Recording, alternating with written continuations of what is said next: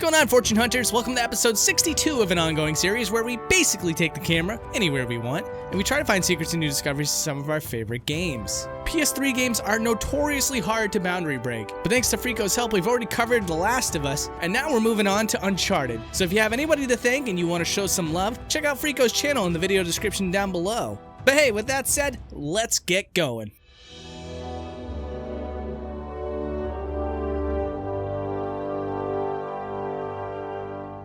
So let's start off by talking about this pirate. At the very start of the game, if you jump off the boat, this pirate will come out from under the water and drown Nathan, killing him immediately. Although this doesn't really make sense to me, he doesn't have any scuba gear, so I'm not entirely sure how he tends to come out of that alive. But that's not the point. The point is we want to see where this pirate comes from. And although the player can kind of see this for themselves, it's so much easier to see what's going on here when you can look at it from a different angle.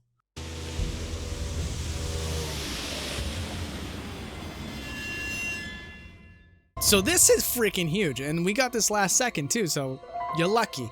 But in the final version of Uncharted, you can actually see a corpse that Drake uncovers in a certain scene in the game. Now this particular corpse is pretty grotesque looking, but hardcore fans of Uncharted may know that there's actually behind the scenes footage for the game that shows a beta corpse that was never used. However, that corpse is actually still in the game. If we move the camera after that cutscene, we can adjust the angle to look at the corpse once again, even though the player is not supposed to be able to do this. And when we do this, you can actually see that the beta corpse is still in the game and is actually swapped out with the cinematic corpse.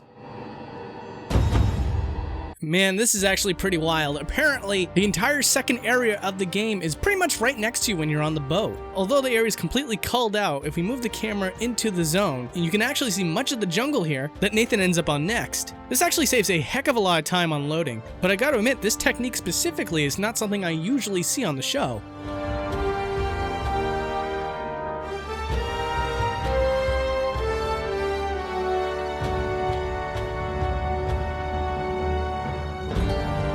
Before we take off from the very beginning of the game, I want to show you a zoom out of just how far the ocean actually goes. And much to my surprise, it doesn't actually take all that long before we finally meet the world's end. And you can also see from this angle that the ocean has two separate layers. One's the top layer for all the water effects, and the bottom layer is just supposed to show the ocean's depth. And all of this rests inside a white void, as opposed to the most commonly colored void, which is black.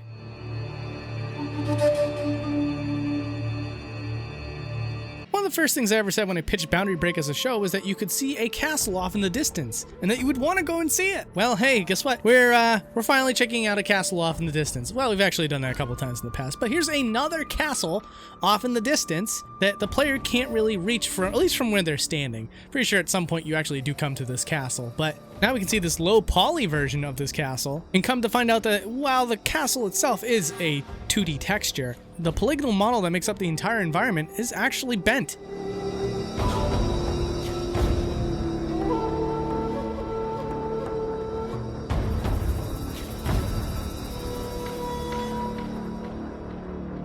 And you know what, actually, let's show you a zoom out of what the actual fort looks like when it's not compressed into a flat shape. Zooming out of this area actually gives you much more of the environment as a whole, and the fort itself couldn't look any better.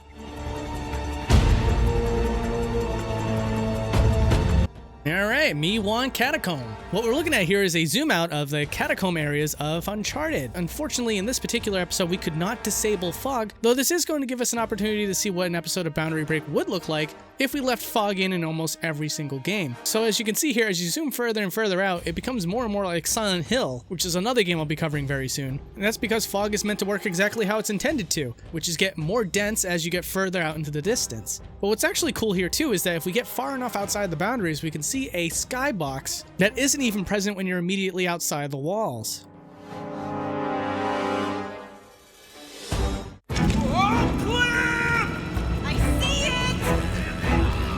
Here we got ourselves a thrilling chase to a not-so-wondrous place, and although there isn't much to say here, I should just point out the fact that it's really cool that we can actually look at this chase scene from a different angle.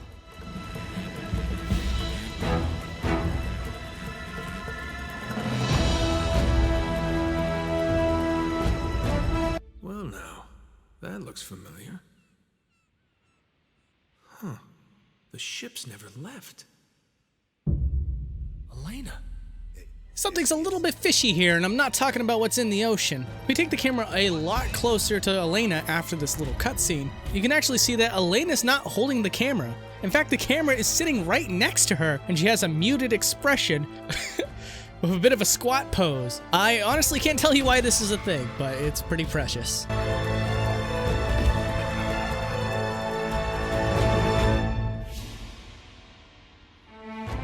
So at the end of the game, which, by the way, don't worry, it's not the end of the video, we can actually find a AK-47 hidden inside the building. Now, this isn't any ordinary AK-47 because it cannot be collected, and in fact, you can actually hang and stand on it instead. So it acts more like environment than anything else.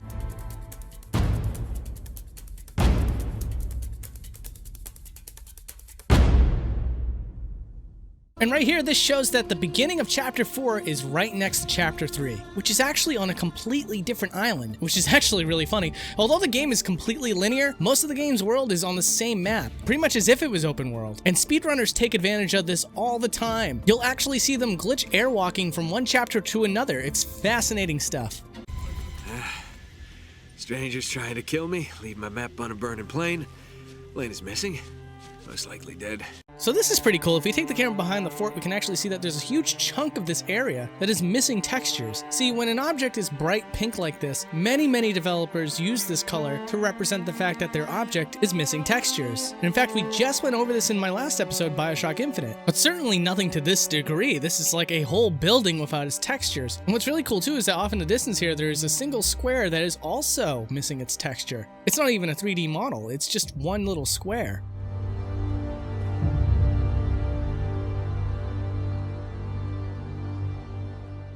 So way back at the very first episode of Boundary Break, I was obsessed with triangles. It was actually the first 2 episodes because it was Super Smash Brothers and then it was the Super Mario Galaxy, and both games had triangles that led outside of any areas that were around a bend.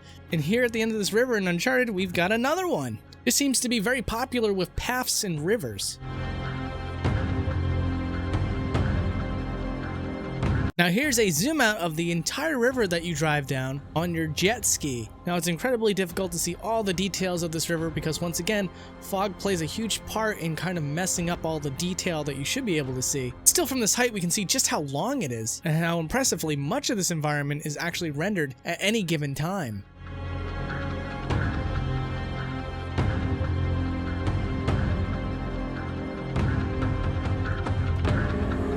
Right here, we got ourselves a sneaky scene. The developers knew that you could never look all the way up in this little tunnel, and they used that to their advantage. See, if we take the camera all the way up the ladder in this part of the map, you can actually see that there is no exit. It's just a stone ceiling. And then alternatively, if we were to go up that ladder and load the next zone, you could look down the tunnel and see that fog stops you from seeing what's exactly down there. But it doesn't stop me. So now if we go all the way back to the bottom of this tunnel, you can actually see the doorway to the monastery, but you're not going to find the inside of a monastery, that's for sure.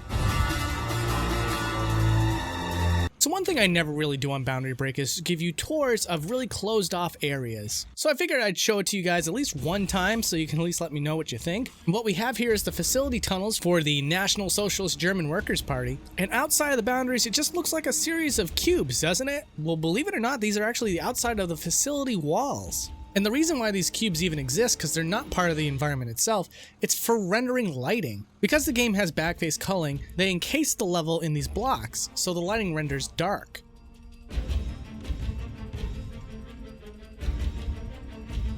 And when you leave said facility, you don't really get a chance to see what's going on the outside. You're just supposed to climb these pipes into another area. But if we zoom the camera out, we can actually see where this environment is in relation to everything else around it. And unfortunately, this is another example of environmental trickery, where there isn't too much to see outside of the boundaries. In fact, if we turn the camera around, all we have to look at is that sunset skybox.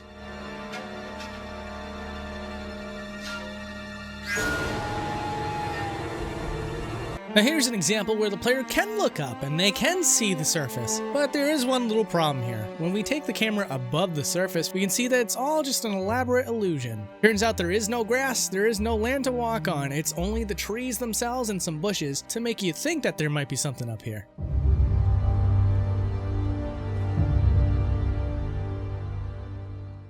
Here's a zoom out of the famous boat used very early on in the game.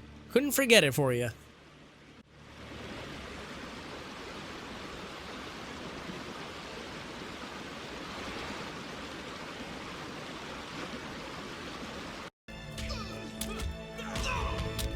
And not to do it back to back, but we've got to do a zoom out of the underwater city.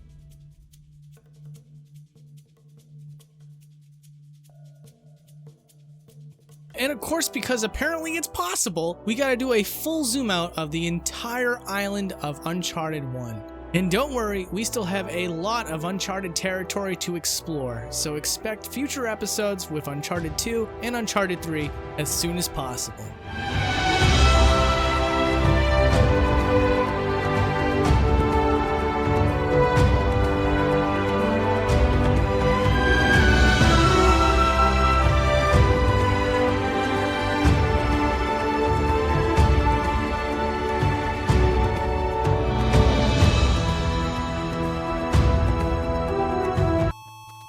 Once again, I have to give a huge thank you to Frico, who once again stepped up to the plate and delivered a full Boundary Break episode for no other reason other than to support the show. So if you could, I'd love it if you checked out his channel. He has a whole lot of Last of Us related content, and he's just started uploading Uncharted content. I'll actually leave a link to his latest Uncharted video, which is a restoration and comparison to Drake's Deception beta. And hey, if you want more from me, I do have a Last of Us episode, which I will leave in the video description, or you could totally check out my latest BioShock Infinite episode. Either way, I'll leave a link to my playlist and you can pick and choose whichever episode you want. Also, voting is back. It's done in a completely new way though. There's a link in the video description once again down below, and it has over 100 viable Boundary Break episodes. You can vote for every single episode you want to see, and the ones with the most votes are the ones I will focus on the most closely, try to get them out to you even faster. So vote on that and let me know, because right now Nintendo's just killing it, and I know that whoever's watching this probably wants to see more Sony stuff.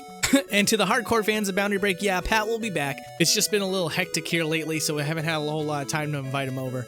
But you will see me and hear him next week. But until that time, I'll see you guys later. Thank you so much.